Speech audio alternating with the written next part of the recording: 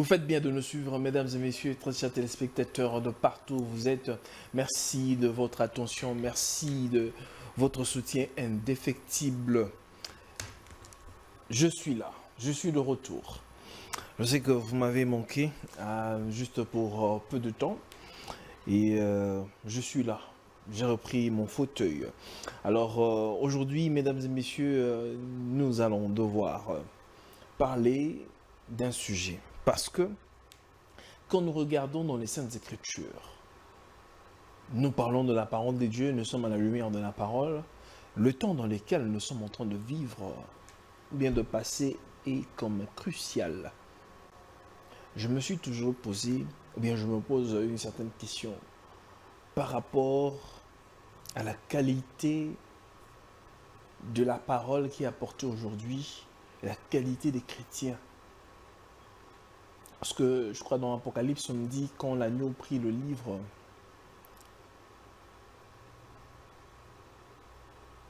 c'est comme si, ben c'est même pas, c'est comme si la fumée est entrée dans le temple et l'intercession a cessé.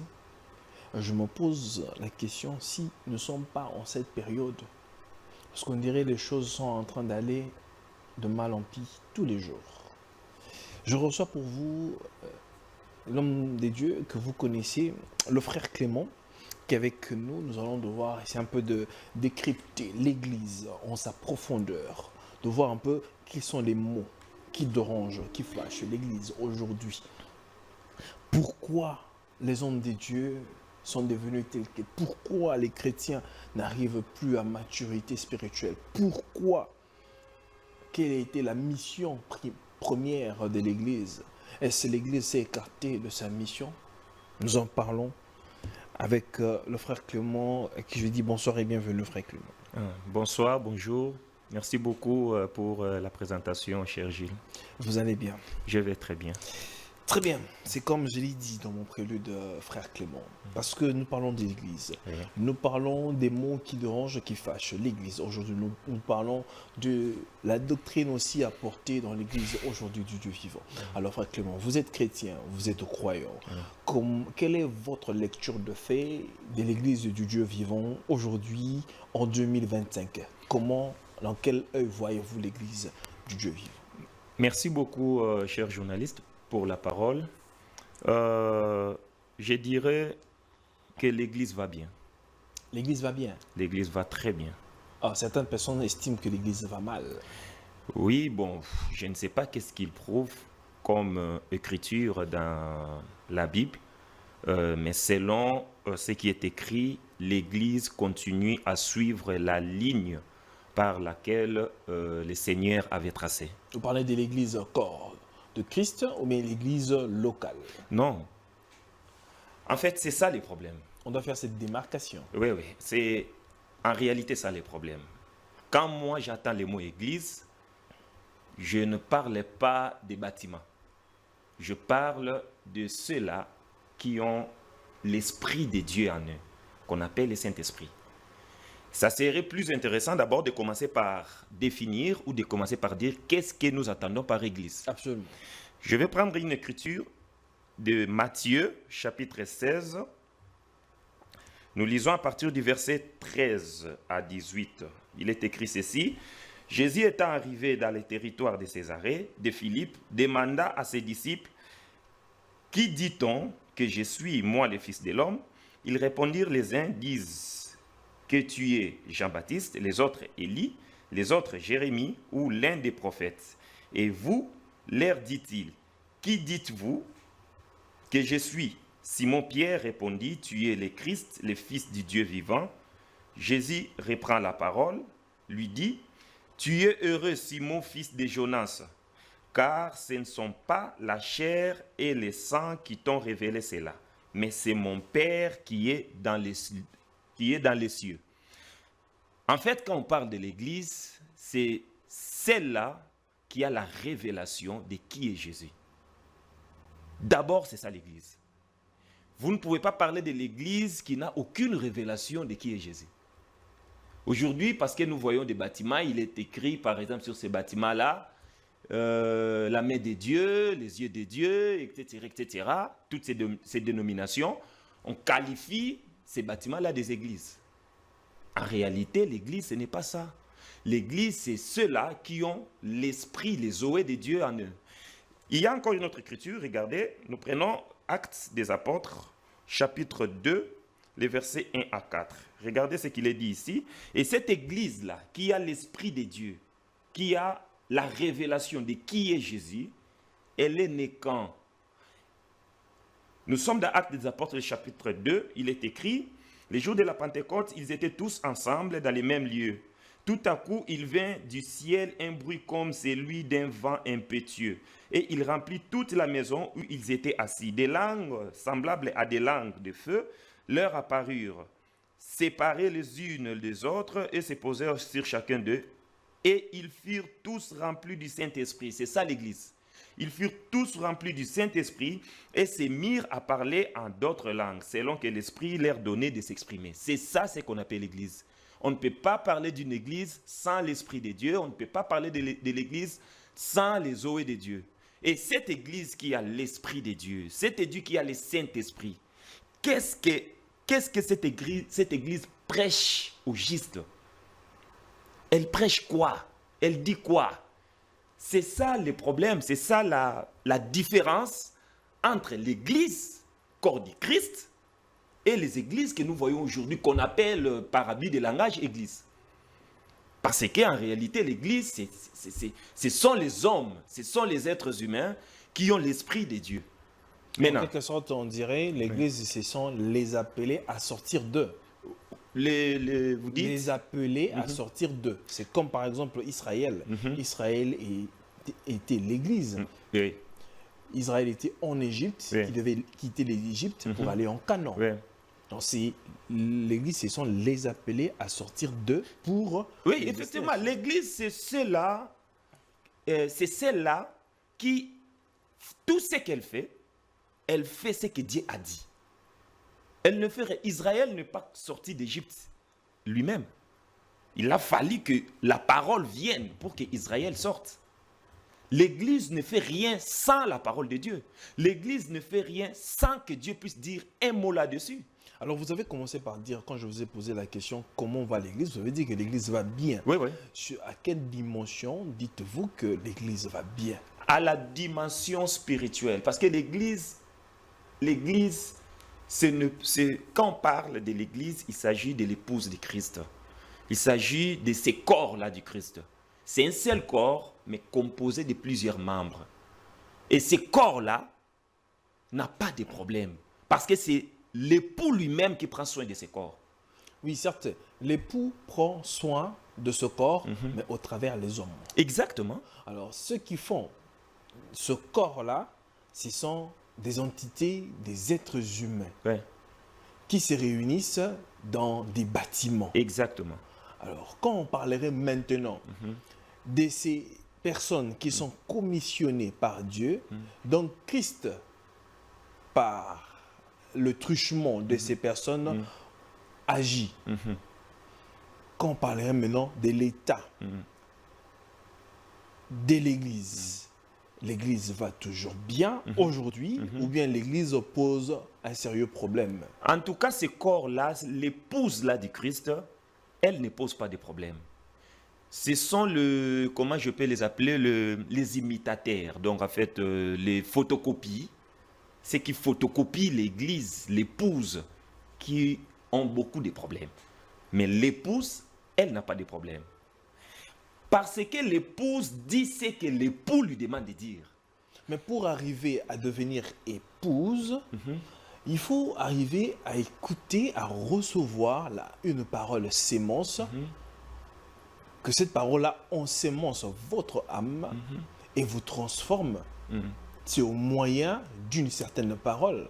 Si par exemple celui-là qui est comme le représentant, je veux le dire comme ça, qui est un ange, parce qu'un pasteur, un homme de Dieu est un ange pour l'église, de l'église. Si par exemple cet ange-là reçoit la parole de Dieu et ne la porte pas à sa juste valeur, comment ces brebis ou bien ces personnes qui se disent chrétiens peuvent être transformées et devenir épouses. Ok. Quand vous parlez de pasteurs, les pasteurs qui les envoient, c'est Dieu qui envoie les pasteurs, c'est Dieu qui envoie ses serviteurs. La Bible dit ceci, nous sommes dans Jean chapitre 3, nous lisons le verset 34, il est dit, « Car celui que Dieu a envoyé dit les paroles de Dieu parce que Dieu ne lui donne pas l'esprit avec mesure. » C'est-à-dire, celui-là que Dieu a envoyé, il dira les paroles de Dieu. Il ne va pas s'en détourner. Il ne dira pas autre chose. Tout celui qui dit autre chose, ce n'est pas Dieu qui l'a envoyé. C'est ce que nous devons comprendre. Parce que, regardez, l'église en question, on doit savoir ce qu'elle prêche. Nous prenons 2 Corinthiens chapitre 4. Nous lisons le verset 5. Regardez ce qui est là, 2 Corinthiens chapitre 4, le verset 5, il est dit, « Nous ne nous prêchons pas nous-mêmes. C'est Jésus-Christ le Seigneur que nous prêchons et nous nous disons vos serviteurs à cause de Jésus. » Aujourd'hui, ces gens-là que vous voyez, ils prêchent qui? Ils prêchent Jésus. Oui, voyez Jésus. Avec son nom, vous pouvez vous faire de l'argent. Avec son nom, vous pouvez vous faire un nom vous-même. Avec son nom, vous pouvez vous faire renommer. Vous pouvez expulser dans ce monde. Est-ce que c'est ça la mission de l'Église? C'est pour cela que Dieu a envoyé son serviteur. Dieu a envoyé son serviteur pour dire ses paroles. Quel serviteur? Les serviteurs de Dieu. Quel serviteur? Vous parlez d'un serviteur ou bien des serviteurs de Dieu? Ces serviteurs, il s'agit de pasteurs, prophètes, docteurs, évangélistes. C'est d'eux que je parle. Parce que c'est eux qui apportent la parole de Dieu. Très bien. Les serviteurs de Dieu sont une bouche de Dieu. C'est une bouche de Dieu dans le monde. Quand ils viennent là, ce que vous voyez là, ceux-là, si c'est Dieu qui les a envoyés, ils diront là ce que Dieu a dit de dire. Parce que vous avez soulevé ici de la mission. Quelle est la mission première de l'Église? La mission première de l'Église, c'est de prêcher Christ. L'Église doit prêcher, doit présenter Christ. Je viens de les lire. Mais il faut prêcher Christ. Oui. En vue de quoi? Pour quel objectif? Pour l'objectif d'être sauvé. Christ n'est pas venu dans ce monde pour faire de toi marié, pour faire de toi quelqu'un qui aura facilement le visa, pour faire de toi quelqu'un qui doit avoir du travail, pour faire de toi, etc., etc. Vous pouvez ajouter ce que vous voulez. Christ n'est pas venu pour ça. Avant qu'il vienne, toutes ces histoires-là se faisaient. Donc, en quelque sorte, Frère Clément, vous voulez dire que les pasteurs aujourd'hui s'y sont détournés de la mission première de l'Église. C'est de faire de toutes les nations les disciples. C'est vous qui dites que les pasteurs se sont détournés. Moi, je ne dis pas qu'ils se sont détournés. Ils font leur travail. Mais ceux-là aussi que Dieu a envoyés font leur travail. Il y a ceux-là que Dieu n'a pas envoyés.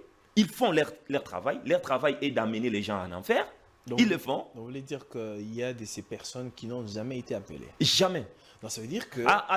je vais essayer. Ça veut dire qu'il y a aussi un problème d'appel ici. Non, il n'y a pas de problème d'appel. Je voulais vous dire ceci. Tout le monde peut être appelé. Tout le monde. Même Satan, c'est un appelé. Vous comprenez un peu? Même Satan, le diable, c'est un appelé. Il est appelé sur base de quoi? Sur base de quelle écriture? Effectivement, je vais donner une écriture qui stipule aussi que lui aussi, c'est un appelé. Regardez, nous allons lire une écriture. Nous lisons 1 Roi chapitre 22. 1 Roi chapitre 22, le verset 20 à 22. Il est écrit ceci, et Michée dit, bon, je prends directement le verset 20, et l'Éternel dit, qui séduira Akab pour qu'il monte à Ramoth, en Galade, et qu'il périsse? Ils répondirent l'un d'une manière et l'autre d'une autre. Et un esprit vint se présenter devant l'Éternel et dit, moi je les séduirai. L'Éternel lui dit, comment? Je sortirai, répondit-il, et je serai un esprit de mensonge. L'esprit de mensonge, c'est le diable. Ce n'est pas autre chose. Je serai un esprit de mensonge dans la bouche de ces prophètes.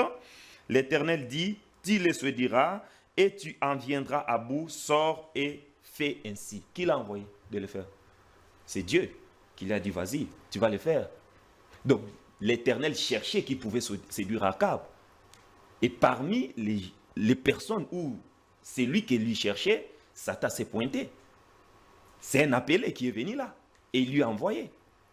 Vous allez voir Dieu, comment il envoie aussi ses propres prophètes de la même manière. Et les prophètes, là, on les appelle toujours des envoyés. Non, là, des appelés. Là, c'est une mauvaise traduction ou bien interprétation de la parole de Dieu, frère Clément. Non, non. Mais un appelé, c'est qui? Un appelé, c'est celui-là qui vient pour faire les services de Dieu. Mais vous n'allez pas me dire que quand, Oui. par exemple, dès que vous venez de lire le verset là, que Oui. le diable a été appelé pour aller séduire Akab. C'est comme si ça veut dire que Dieu se sert du diable pour aller, Oui, effectivement. Voilà. Effectivement. pour aller, par exemple, frapper, je ne sais pas. Effectivement, je dis Amen. Mais Jésus nous a dit, dans les derniers jours, il y aura des guerres, il y aura ceci, il y aura cela. Qui va le faire? C'est le Saint-Esprit qui fera tout ce travail-là. C'est le diable qui doit le faire. La Bible dit dans Proverbe, l'Éternel a tout fait pour un but, même les méchants, pour les jours du malheur. Et le malheur, là, ça va venir comment si le méchant n'est pas là? Non. Dieu n'a pas d'amertume en lui. Alors quand le mal a commencé dans le jardin d'Éden, le mal ne fait que suivre sa cour normale. Donc ça veut dire que s'il faudrait que le diable agisse, le diable agira.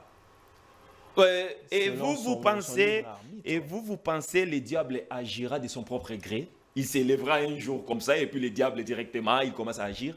Le diable ne fait rien si Dieu ne lui envoie pas. Regardez l'histoire de Job. Si Dieu ne lui envoie pas, le diable ne fait rien. Non, il Pour faut- que Dieu te fouette, il a besoin du diable. Non, il faudrait aussi dire que si par exemple Job, c'est parce que Job était intègre et que Dieu a voulu voir son intégrité et le diable est venu voir Dieu pour lui demander si tu enlevais telle chose, tu verras. Ok, pour observer alors, parce que moi je te dis que Job est intègre, alors que ne touche pas à sa vie. Tu peux le frapper pour voir. C'était une façon de prouver mais que effectivement, le diable que Job mais était effectivement, et le intègre. diable n'a pas respecté ce que Dieu a dit, oui ou non? Il a respecté. Maintenant, s'il a respecté, c'est qu'il fait ce que Dieu dit. Parce que s'il ne faisait pas ce que Dieu veut qu'il fasse, le souci du diable depuis toujours, il voulait toucher à Job, non? Pourquoi il n'avait pas fait ça? Là, nous sommes dans, comme on dit, dans la plus grande bataille jamais livrée, où Dieu et Satan se battent. Non, Dieu et Satan ne se battent jamais. Donc ça veut dire que Dieu veut posséder l'homme, le diable aussi veut posséder l'homme. C'est là où Non, se- non, là non. où- C'est là Là- où réside là- la là- bataille. frère Là, Clément. là, sur ce point-là, vous êtes en train de nous montrer comme s'il y a ce qu'on dit à Lingala, Bazo Wele là, quoi. Donc, Mais Bazo évidemment, Wele là. Non, non. l'homme, Dieu a dit, Oui. je mets devant toi, la Bible dit que je mets devant toi deux chemins.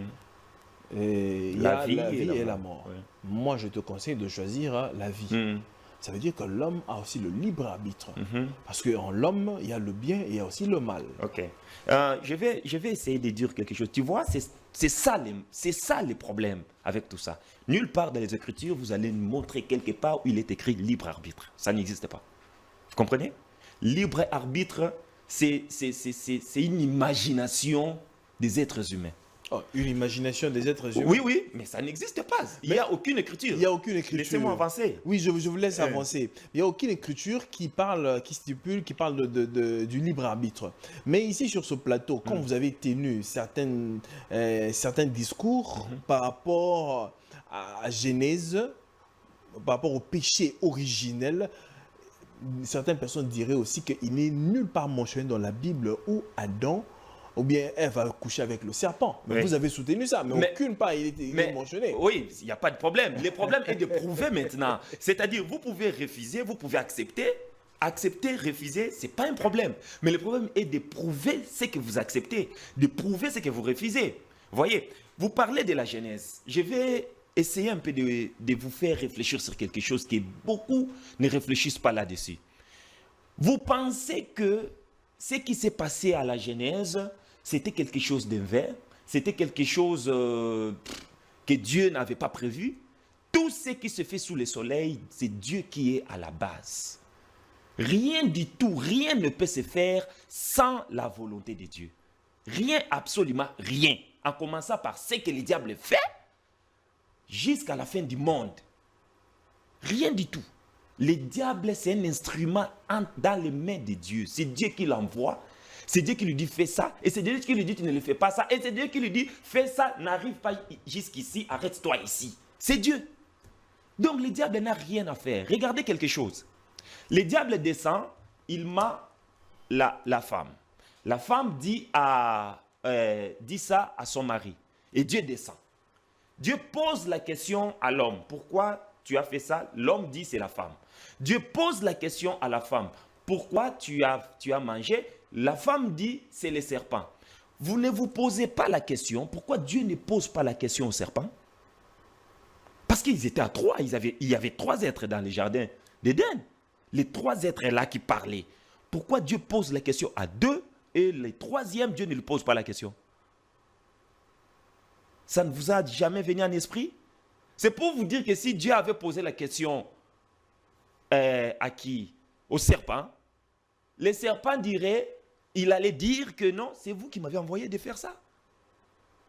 C'est ce qu'il allait dire. C'est Dieu lui-même qui est à la base de tout. Vous avez soulevé une écriture en disant, je mets devant vous les chemins de la vie et les chemins de la mort.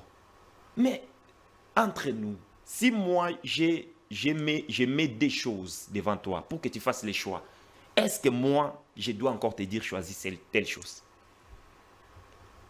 Ce n'est pas en vain que Dieu dit, choisis telle chose. En réalité, dans cette écriture-là, l'homme ne fait pas les choix. Et l'homme fait quoi? C'est les choix qui fait l'homme. Ça veut dire? Ça veut dire ceci. Je prends une écriture, regardez. Nous sommes dans Jean. Comment est-ce que le choix peut faire l'homme alors que c'est l'homme qui fait le choix? Ok, je vous montre. Parce que aller au ciel relève aussi. D'un choix. Aller au ciel relève aussi quelque part de la volonté de l'homme. Aller au ciel relève aussi de la volonté de l'homme. Vous dites aller au ciel relève aussi quelque part de la volonté de l'homme. Oui, c'est faux, archi faux. Oh, comment c'est archi faux? Ok, parce que l'homme a la part. L'homme a aussi une part de responsabilité en ce qui concerne le salut. Dieu ne fait pas tout à notre place. Ok, je peux répondre maintenant par rapport à ça. L'homme que vous voyez aujourd'hui, les hommes, tous qui sont aujourd'hui, il y a deux catégories des hommes sur terre. Nous avons les enfants de Dieu, il y a les enfants du diable. Les enfants de Dieu ne sont pas enfants de Dieu quand ils sont venus sur cette terre, non. C'est avant. Avant même de venir sur terre, ils sont déjà enfants de Dieu.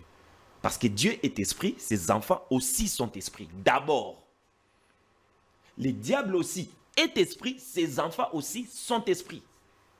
C'est Jésus qui a dit aux pharisiens, scribes et consorts, que vous avez pour père les diables.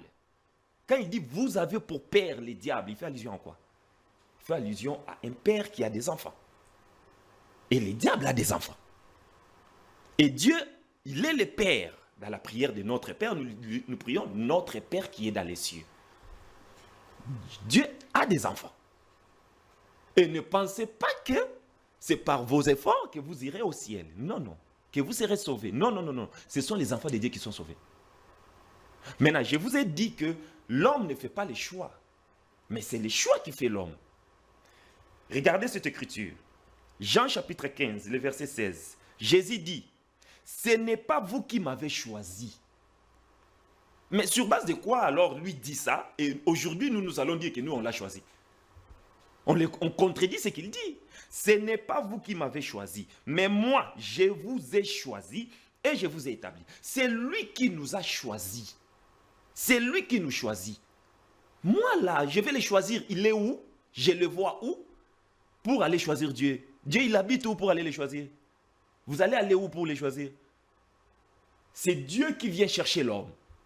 Ce n'est pas l'homme d'aller chercher Dieu. Vous allez les trouver nulle part. C'est Dieu qui vient chercher l'homme. C'est ça le problème aussi que nous avons dans les églises d'aujourd'hui. C'est pourquoi Il y a ceux-là qu'on appelle les religieux, il y a ceux-là qu'on appelle les chrétiens. Un chrétien, le christianisme et la religion, c'est deux choses différentes. Le christianisme et la religion, c'est des choses différentes. Le christianisme, c'est Dieu lui-même qui se déplace vers l'homme, mais la religion, c'est l'homme qui fait des efforts pour aller vers Dieu. C'est l'homme qui fait les efforts pour aller vers Dieu. Et j'ai mis devant vous les chemins de la vie et les chemins de la mort. Mon frère, la question que je peux aussi vous poser est celle-ci. Qui est plus fou pour choisir la mort? Qui est plus fou? On met la mort devant, on met la vie devant et lui choisit la mort. Qui? Même un animal, quand ça tire de ses côtés, il voit que les gens meurent là-bas, même lui, il n'ira pas. Regarde quand ça tire là, même dans un pays, dans un village ou dans une contrée, regardez ce qui se passe. Même les oiseaux ne se présentent pas, ne se montrent pas. C'est-à-dire, la mort, là, personne ne peut les choisir. Personne. Et personne aussi ne peut choisir la vie d'elle-même, de lui-même. C'est Dieu lui-même qui choisit. Si Dieu ne t'a pas choisi, tu ne choisiras jamais la vie. Tu ne choisiras jamais la vie. Et qui est plus fou pour choisir ce que Dieu n'a pas choisi? Lui dit qu'il choisit la vie. Mais on constate sur terrain, tout le monde ne choisit pas cette vie. Tout le monde ne suit pas cette vie. Vous ne comprenez pas qu'il y a quelque chose qui cloche là, dedans? C'est qu'il y a quelque chose qui cloche. Les gens qui choisissent la vie, ce sont les gens que Dieu veut lui-même qu'ils choisissent la vie. Et les gens qui choisissent la mort, ce sont les gens que Dieu lui-même veut qu'ils choisissent la mort. Regardez cette écriture. Nous sommes dans Marc chapitre 4. Marc chapitre 4. Nous lisons à partir du verset 33 à 34. Regardez ce qu'il est dit. C'est par beaucoup de paraboles que Jésus... C'est par beaucoup de paraboles de ce genre que Jésus leur annonçait la parole, selon qu'ils étaient capables de l'entendre. Il ne leur parlait point sans parabole, mais en particulier, il expliquait tout à ses disciples. En particulier, il expliquait tout à ses disciples. Mais il prêchait. Quand il était en public comme ça, il parlait en parabole. Pourquoi il le faisait? La Bible va nous répondre. Toujours dans Marc chapitre 4, nous lisons maintenant les versets 10 à 12. Regardez ce qu'il est écrit là.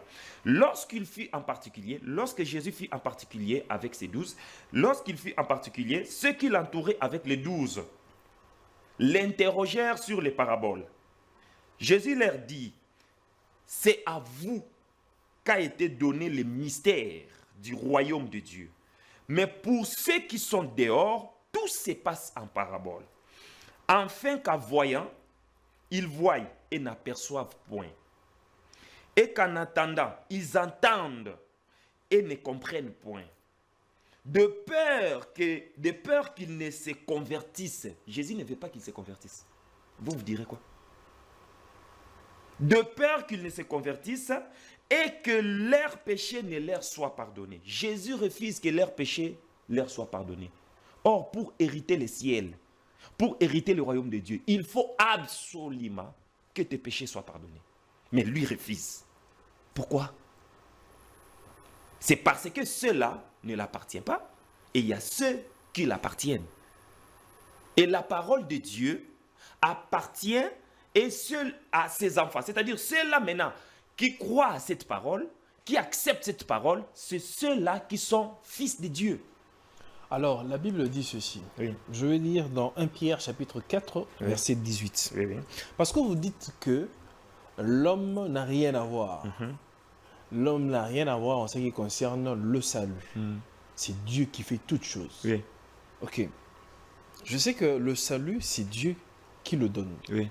Moi, je soutiens que le salut, l'homme a aussi une responsabilité, et a sa part de responsabilité. L'apôtre Pierre dit ceci. Et si le juste se sauve avec peine, que deviendront l'impie et le pécheur?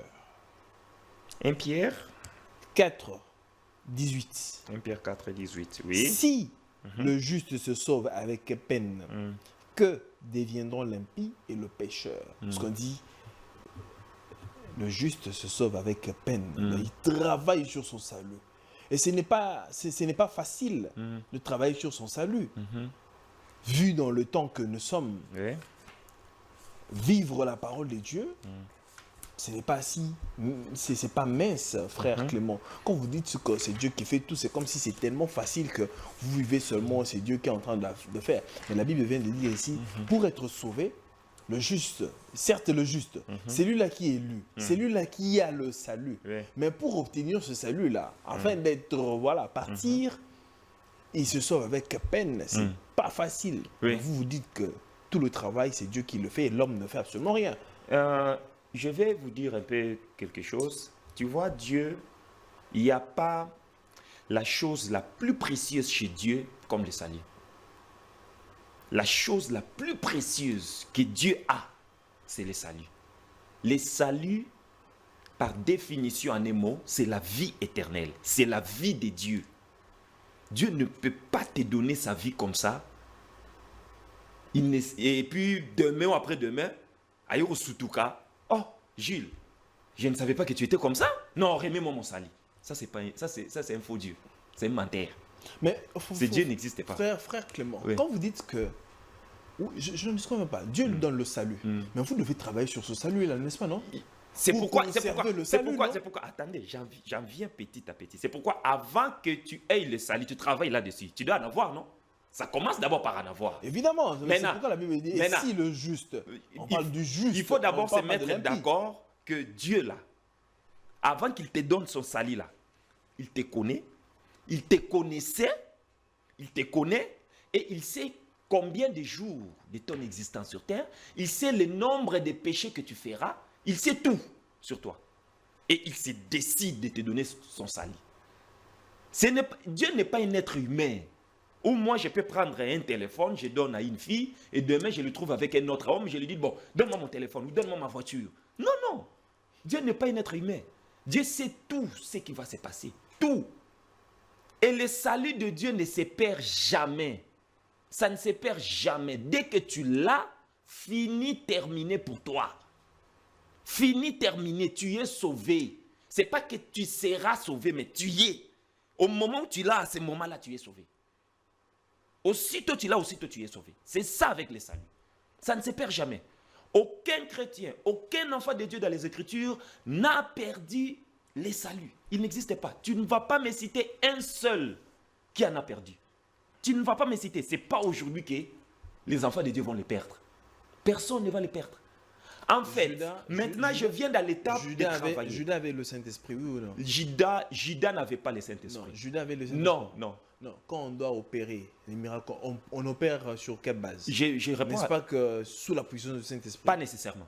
Comment ça, pas nécessairement? Ok, je réponds par rapport aux Écritures. La puissance qu'on a Je réponds par pour rapport aux guérir, Écritures. n'est-ce pas, c'est la puissance du Saint-Esprit? Je réponds par rapport aux Écritures. Oui, par rapport aux Écritures. Oui, oui, c'est ça. Vous m'avez posé une question biblique, je réponds bibliquement. Très bien. Voilà.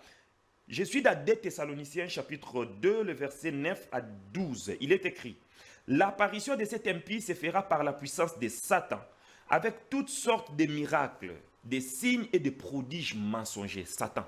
On parle de Satan ici. Avec toutes sortes de miracles, des signes et des prodiges mensongers, et avec toutes les séductions de l'iniquité, pour ceux qui périssent, parce qu'ils n'ont pas reçu l'amour de la vérité. Le Seigneur Jésus-Christ dit ceci: si Satan chasse Satan, ça veut dire que le royaume son royaume est divisé. Oui. Donc, Satan ne peut pas chasser Satan. Mais logique, Satan ne peut pas chasser Satan. Voilà. Alors, Donc, ça veut dire qu'on ne peut pas accepter, quand vous attribuez certains miracles. c'est pas moi, c'est la Bible. Non. C'est pas moi, je viens de lire l'Écriture. L'apparition de cet impie se fera par la puissance de Satan avec toutes sortes de miracles. C'est pas moi, c'est les Écritures. Ces miracles-là ne veulent pas dire, voilà, prier pour quelqu'un et puis tout ça, les miracles tels que nous voyons les hommes de Dieu. Les hommes de Dieu le faire.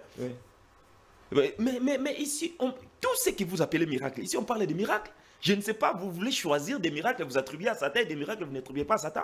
Satan peut faire descendre même le feu du ciel. Ça veut dire quoi? Ça veut dire que... Même si quelqu'un a le cancer, Satan peut venir guérir quelqu'un du cancer. Vous voyez, c'est ça le problème. Oui. Alors que nous savons, alors que nous savons très bien dans la démonologie, les maladies qu'on a aujourd'hui surnommées, Les maladies ne sont que des démons. Ok, maintenant écoutez, Sous forme de maladies écoutez, dans nos vous corps. voyez les miracles là?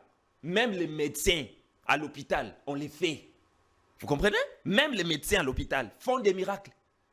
Ne pensez pas que c'est le miracle qui détermine que tu es un homme de Dieu. Miracles sur base de quoi? Mais attendez, un médecin qui fait, comment on appelle cette fécondation-là, et puis nous avons un être humain, sans que l'homme et la femme s'accouplent. C'est pas un miracle ça? Ça, c'est la science. Oui, mais c'est ce que j'ai dit. c'est pas Même un la miracle. science nous montre les miracles. Non, ça, c'est pas un miracle, Mais, frère mais Clément. effectivement, mon Non, frère. frère Clément, c'est pas un Attendez, miracle. attendez. Quelqu'un à qui on le fait endormi, on enlève son cœur et on remplace. Cette personne-là n'est pas morte et il continue à marcher. Ça n'a aucune portée spirituelle. Effectivement, c'est ce que je dis. C'est étonnant. Mais ça t'étonne là. C'est la science. Le miracle, par définition d'abord, c'est ce que toi, tu n'arrives pas à imaginer. C'est ça le miracle. De toi-même comme ça, tu ne peux pas imaginer qu'on peut enlever le cœur dans les corps de quelqu'un et cette personne-là n'est pas mourir. Tu ne peux pas imaginer ça. Mais les médecins te diront oui. Vous voyez? C'est ce que j'ai dit. Donc, c'est-à-dire, le miracle, ce n'est pas ça qui détermine un enfant de Dieu. C'est un homme de Dieu. Jean-Baptiste n'a fait aucun miracle. Vous dites quoi de lui? Donc, pour que nous puissions tester, nous puissions approuver l'authenticité d'un homme de Dieu, c'est la vérité de Dieu qui doit sortir à lui. Ce n'est pas le Mais miracle. la Bible dit, je ne sais pas si je me trompe, il y a certains, leurs noms seront enlevés, retirés du livre de vie de l'agneau. C'est faux. C'est faux. Oui. Il n'est pas dit tel que vous le dites. Et il est dit comment? Il est dit, leurs noms seront retranchés du livre. Pas du livre de vie. Ah, du livre. Du Y livre. a-t-il une différence entre le livre et le livre de la Effectivement. de vie? Effectivement, il y a une grande différence entre les livres et les livres de vie. Ok. Dieu a beaucoup de livres. Dieu n'a pas que les livres de vie. Oh, Dieu a beaucoup de livres. Oui, je peux te le montrer, moi. Ouais, je te le montre. Nous sommes Il y en dans... a combien? Quand vous dites qu'il y a beaucoup de livres, c'est déjà combien? Oui. Bon, moi, je ne vais pas compter ça, mais les livres qui nous sont révélés, il n'y a pas que les livres de vie dans les Écritures. Il y a encore quel livre? Je vous montre alors. Très Les bien. livres que vous parlez, par exemple, je prends Exode chapitre... parce que j'ai déjà suivi un soi-disant serviteur de Dieu dire ça aux gens. Le problème avec Vous les dites gens... un soi-disant Un serviteur. soi-disant, parce que... mais vous ne pouvez pas mentir sur la parole de Dieu. Aussi Bon, longtemps... quelqu'un peut aussi se tromper. frère. Non, mais Vraiment. il disait quoi au juste? Il parlait de ce salut-là et il a pris ces versets-là, ce qui est faux. Ce qui est faux. Il parlait de ce salut et pour lui, on peut les perdre. C'est pourquoi moi, j'ai dit que c'est un soi-disant. Un vrai, authentique homme de Dieu, il sait que les saluts, on ne les perd pas. Il le sait très bien. C'est pourquoi je t'ai dit, l'église ne souffre pas. Ce sont ces églises-là qui souffrent. Regardez, ce que vous venez de donner, nous sommes dans Exode chapitre 32. Exode chapitre 32, nous lisons les versets 33. Les versets 33. Là, nous sommes dans l'Ancien Testament. Ouais, l'ombre. là, c'est Nous que sommes dans l'ombre. oui, effectivement, c'est que vous avez dit que j'effacerai de mon livre. Il n'est pas écrit le livre de vie. C'était à Moïse que Dieu avait dit ça. 32, Moïse dit, pardonne maintenant leurs péchés, sinon efface-moi de ton livre que tu as écrit. L'Éternel dit à Moïse, c'est celui qui a péché contre moi que j'effacerai de mon livre et non de mon livre de vie. D'abord, on doit d'abord se mettre d'accord sur ce qui est écrit. Il faut aussi savoir Oui. une chose, c'est que dans l'Ancien Testament, on parlait du livre.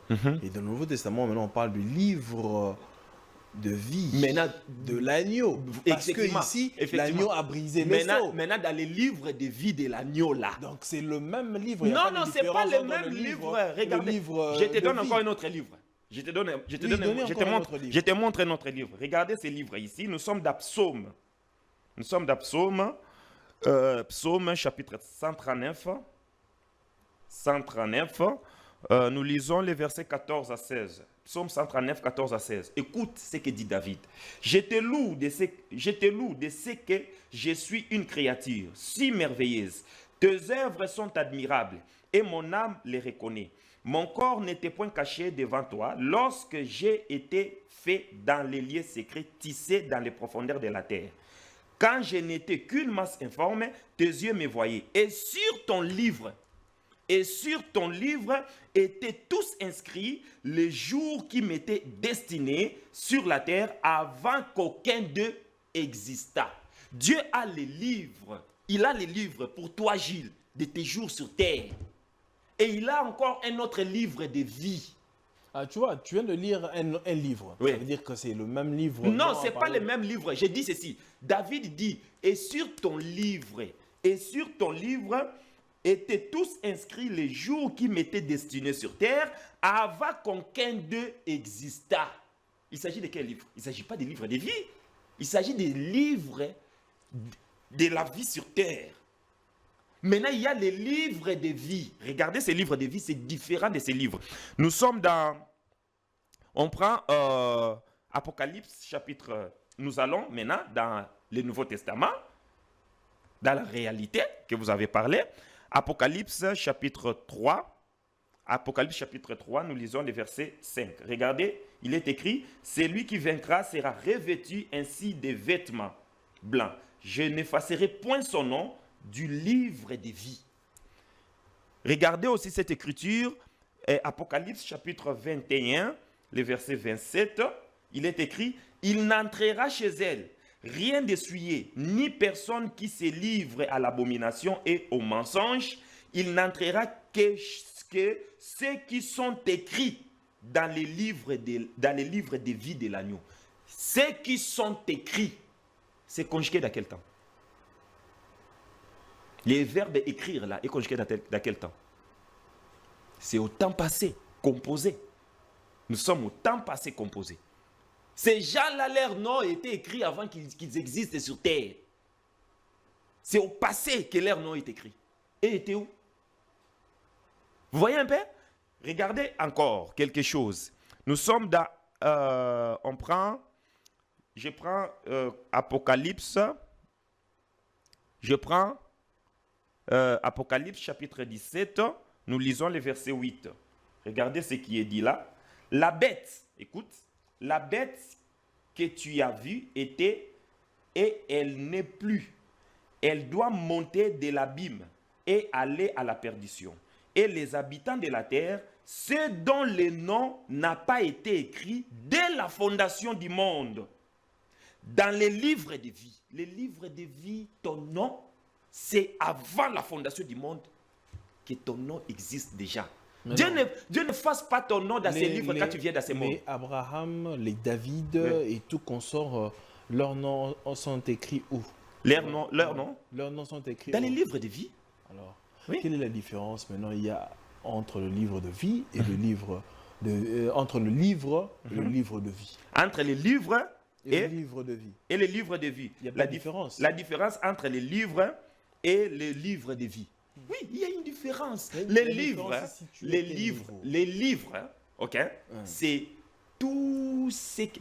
Quand un homme vient sur terre, ok, Dieu connaît l'année, la date, les jours, dans quelle famille il est venu. Dieu connaît les noms qu'il aura. Là, c'est frère Clément qui le dit. Non, mais attendez, tu n'es pas d'accord que Dieu sait tout? Non, moi je sais que Dieu est omniprésent et omniscient. Oui. Maintenant, s'il est omniscient, c'est qu'avant qu'un enfant naisse, Dieu sait que cet enfant va naître dans cette famille. Alors, si vous dites que dans le livre, il est mentionné les dates, l'arrivée de l'homme sur terre, qu'en est-il le livre de vie? Le livre de vie, c'est un livre où il y a des noms avant la fondation du monde. C'est-à-dire, dans l'autre livre, on place seulement les personnes quand elles viennent dans le monde. Non, pas quand elles viennent. Mais Dieu a déjà ces livres-là. Parce que quand quelqu'un vient dans le monde là, c'est pas qu'à ce moment-là que Dieu commence à écrire sur sa vie. S'il sera peut-être président, s'il sera ministre, s'il va se marier ou pas, s'il va mourir dans 30 ans, dans 50 ans, dans 80 ans, c'est pas à ce moment-là que cela sera écrit. C'est pourquoi je suis en train de dire. Oui. Vous n'estimez peut-être pas que là, nous étions dans l'ombre, dans l'Ancien Testament, et que quand on va maintenant dans le Nouveau Testament, la mort du Seigneur Jésus-Christ sur la croix, il est allé prêcher les âmes là, dans les profondeurs ou encore les âmes perdues. Et les Abraham, autrefois, ils étaient encore dans les séjours des morts. Et oui, oui. Il est allé prêcher tout le monde. Et quand il est sorti, on ne parle plus aujourd'hui du livre, mais on parle du livre de vie. Nous sommes maintenant dans le Nouveau Testament, Christ est venu. Et le livre des jours que David parle, où Dieu connaissait tous les jours de sa vie sur terre, avant que les premiers jours de sa vie existent. Ces livres-là existent toujours ou n'existent plus pour les hommes. Ça existe toujours. Ça existe toujours. Toujours ça existe. Ah, pourquoi aujourd'hui on ne parle plus du livre, mais on parle plutôt de livre de vie? Non, c'est pas que pourquoi aujourd'hui on ne parle plus du livre. On parle de ça. Non, on parle de livre. Qui ne parle pas de ça? Autrefois. Quand vous dites on, c'est qui? Mais si on peut parler, on peut prendre un exemple. Melchisédek autrefois, qui est apparu.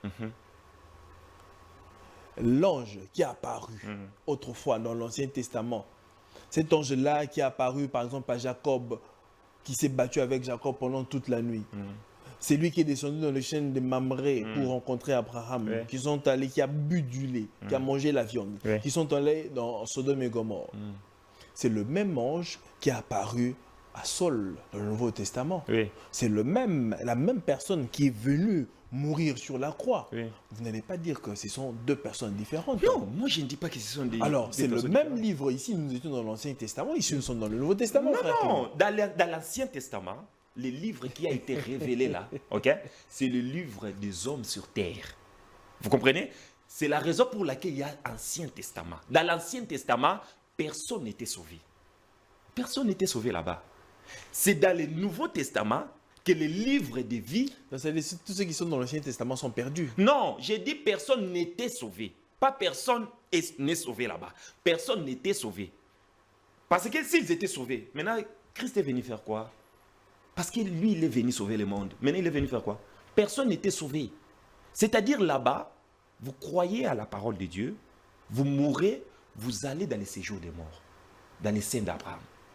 Vous ne croyez pas à la parole de Dieu, vous mourrez, vous allez dans les lieux de tourment. Vous voyez? C'est ce qui s'est passé d'abord à ce temps-là. Aujourd'hui, c'est Christ maintenant qui est la vie. Tu crois à lui, tu es sauvé. Et non, tu vois encore dans les séjours des morts là-bas. Vous voyez? C'est la raison pour laquelle vous allez constater, dans l'Ancien Testament, vous allez voir Saoul, le roi Saoul, a pu faire remonter l'esprit de Samuel. Aujourd'hui, tu peux le faire. Tu vas voir un marabout ou un féticheur, fais-moi remonter l'esprit de Pierre, de Jean. Vous allez le faire? Ça ne passe pas. Pourquoi? Parce que la grâce menée est venue bloquer tout ça. Mais avant, tout ce monde-là était dans les camps. D'abord dans la prison du diable. Et quand Christ est descendu dans les abîmes, il a pris les clés pour faire sortir tous ces croyants-là pour remonter avec eux. Ça veut dire qu'ici, dans le Nouveau Testament, nous sommes dans la grâce. Oui, dans la grâce. Mais qu'est-ce que Christ a dit? N'est-ce pas que le Seigneur Jésus a dit, je ne suis pas venu abolir la loi, mais plutôt accomplir la loi. Mais oui, mais la grâce, c'est accomplir ce que Moïse avait prescrit autrefois. Effectivement, mais Christ, il a accompli la loi dans quoi? Christ, il a accompli la loi dans ce qui était dit par rapport à lui. C'est ça ce qu'il a accompli. Parce que dans la loi là-bas, on parlait de lui, mais son nom n'était pas mentionné. Mais c'était de lui qu'on parlait. C'est pourquoi il dit, je l'ai accompli. Il est venu l'accomplir. Mais il n'est pas venu abolir ça. Pourquoi? Parce que au-delà de ce qui se disait sur lui, au-delà de ce qu'on a dit dans la loi, pour lui, il y a autre chose aussi. Tel que tu ne tueras point. Mais Christ n'a pas demandé aux gens de ne pas tuer. C'est pas Christ qui a dit ça. Tu ne voleras point. C'est pas Christ qui t'a prêché ça. Tu ne mentiras pas, tu ne prendras point, tu ne feras pas ça. C'est pas Christ qui t'a dit ça. C'est-à-dire, il n'est pas venu abolir tout ça. Ces histoires-là persistent, vont continuer à exister jusqu'à la fin de tes jours sur terre, parce que tu vis encore sur terre. Mais pour avoir cette vie-là, pour être sauvé là, c'est lui que tu dois accepter. C'est la raison pour laquelle tu vas voir les Juifs ne voulaient pas croire à lui. Parce que pour eux, les Juifs attendaient encore ce que les prophètes, ce que la loi, tous les prophètes avaient dit de la personne qui devait venir sur les sauveurs d'Israël. Et attendaient, et ne croyaient pas que c'était lui. Ils ne croyaient pas que c'était lui. Alors ce que lui a accompli, c'est ça. Ce que les Juifs refusaient à accepter. C'est ça ce que lui a accompli. Frère Clément, Oui. alors dans les minutes qui nous restent, j'aimerais à ce que, parce que ça craint et il y a plusieurs questionnements, il y a plusieurs inquiétudes. Sommes-nous toujours dans le réveil ou bien le réveil est déjà passé? Nous sommes encore là dans les réveils. Mais nous sommes déjà vers la fin du réveil. Parce que le réveil doit prendre fin un moment. Et on est déjà à la fin. Et celui qui dort toujours là, il sera surpris. Parce que l'époux, quand il viendra, il y aura quelqu'un qui va crier « Allez à la rencontre d'époux ». Et ceux-là qui seront prudents, avec leur lampe, entreront dans la noce avec lui. Parce que vous dites que nous sommes pratiquement nous sommes à terme du réveil. Au lieu de dire à terme, est-ce que nous sommes peut-être pas, le réveil n'a peut-être pas pris fin? Non, Parce que non. quand vous regardez l'église aujourd'hui, Oui. l'église était devenue tellement froide.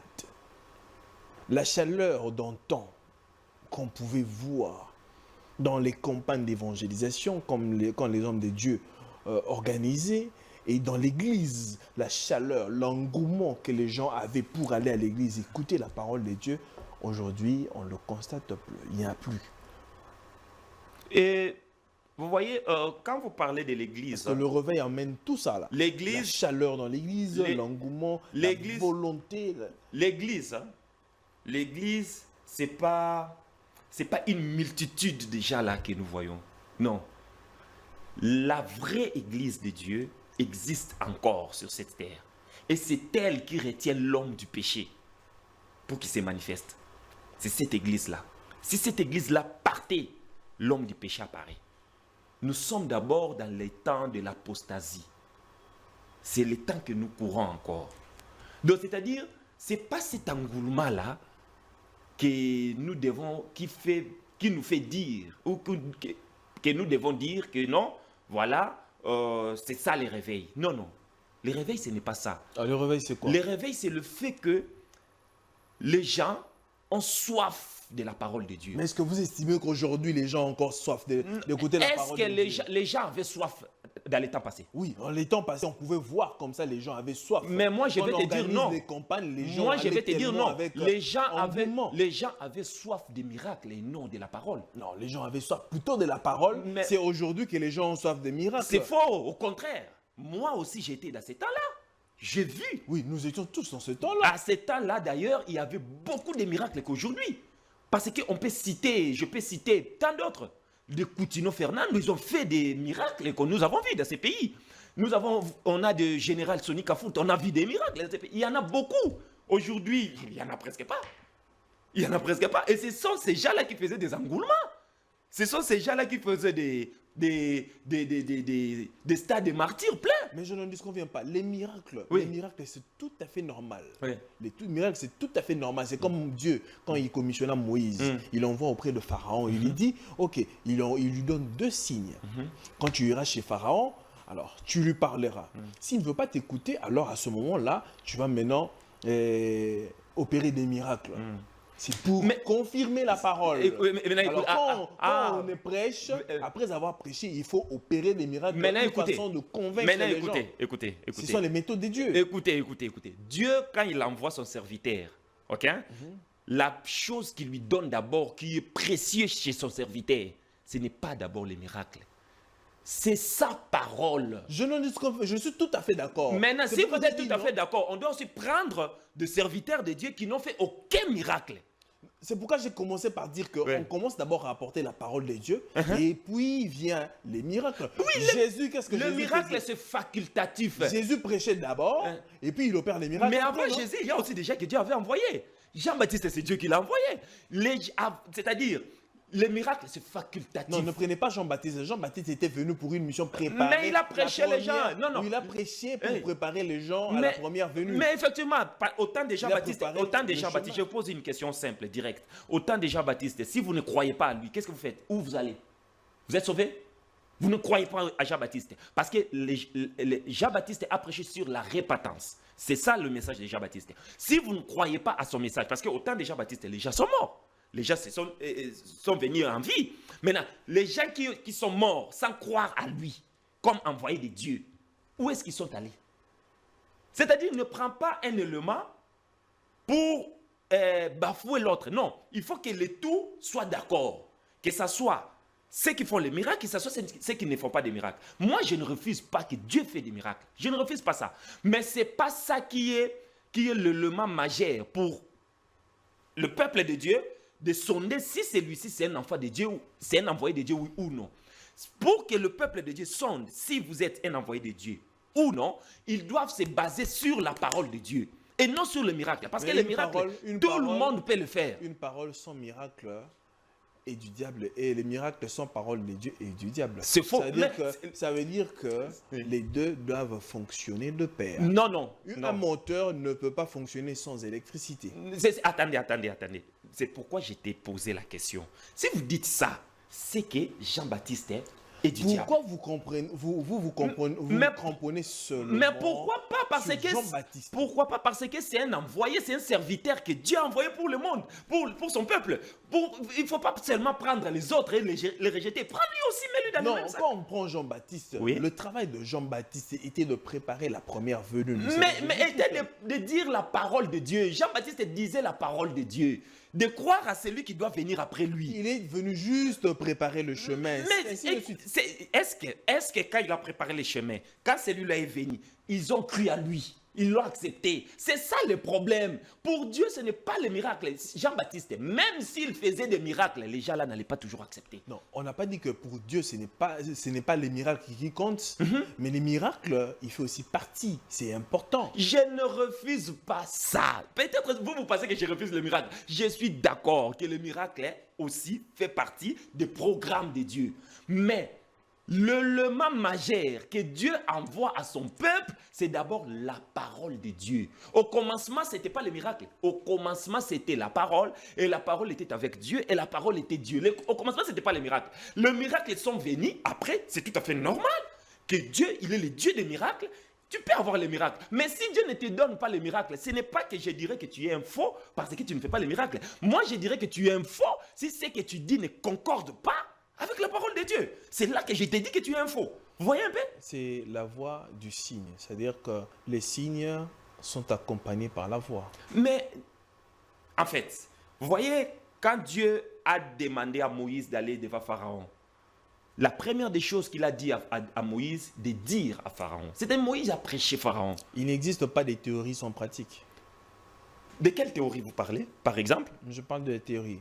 Quand vous avez appris à l'école, vous ne vous êtes pas arrêté seulement à apprendre à écrire, c'était la théorie, et vous êtes passé aussi par les pratiques pour assimiler la matière. Et les pratiques, c'est quoi? C'est-à-dire, je dois absolument guérir un malade ou bien... Non, c'est un exemple juste pour vous dire qu'on n'apporte seulement pas la parole, et la parole est accompagnée par les miracles. Une vraie parole de Dieu doit être accompagnée par... Bon, je vous pose une question plus simple. Pour vous, quel est le plus grand miracle chez Dieu? Devant Dieu. Pour moi, il n'y a pas un plus grand miracle. Et moi, si je te prouve qu'il y en a. Non.